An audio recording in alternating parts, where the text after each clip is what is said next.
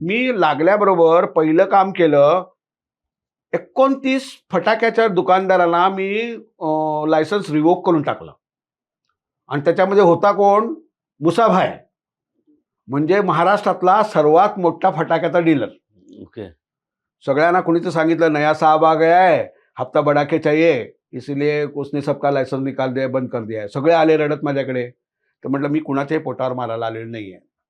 तुम्ही सगळे आलात, आनंद आहे. मला तुमच्यापैकी एकाने तरी कोणी सांगावं की चुकून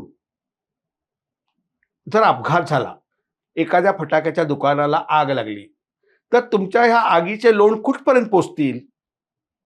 काळबादेवी संपवेल, भुलेश्वर संपवेल, आपला अब्दुल रहमान स्ट्रीट संपवेल, संपवेल का नहीं संपवेल? हाँ साहब, इतना स्टॉक तो है हमारे पास, गोडाउन में रखा है. बोलतायत. आता फॅक्ट आहे ना हे, त्यांना ते नकारू शकत नाहीत, कारण मी हवेत बोलत नाही कधी पण. माझं कसं असतं, मी I am technically very strong. मी प्रोज कॉन्स बघतो, करतो, निर्णय इमिडिएट घेतो. निर्णय क्षमता माझी खूप चांगली आहे. पण तो निर्णय घेत असताना मला बरोबर माहिती असतं की मी काय करतोय आणि माझा उद्देश काय आहे.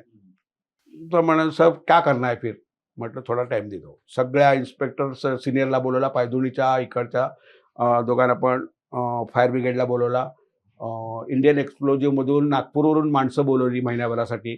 सगळ्यांची एक टीम गठीत केली आणि त्यांना एक SOP सांगितलं. तुम्ही हे जायचं, प्रत्येकाची व्हिजिट करायची, प्रत्येकाच्या ह्याच्यामध्ये काय, आणि त्यांच्या माणसांना ट्रेन करायचं आहे. आग लागली तर ती त्याच ठिकाणी तो त्या आगीला कसा विझू शकेल. त्याच्यानंतर त्यांची रिइन्स्टेट केली. 26 जणांची लायसन्स रिइन्स्टेट केली. 3 जणांची नाही केली. मग 3 जण आले, म्हणाले सर उनका किया हमारा नो, उन्होंने कंप्लाई किया है, जो मैंने बोला है वो आप कंप्लाई करो, आ जाओ, मैं देता हूँ, मेरा पर्सनल कुछ नहीं है, I am not against you, लेकिन कल अगर कोई हादसा हो जाता है तो मैं जिम्मेदार रहूंगा उसका, because I am assistant commissioner.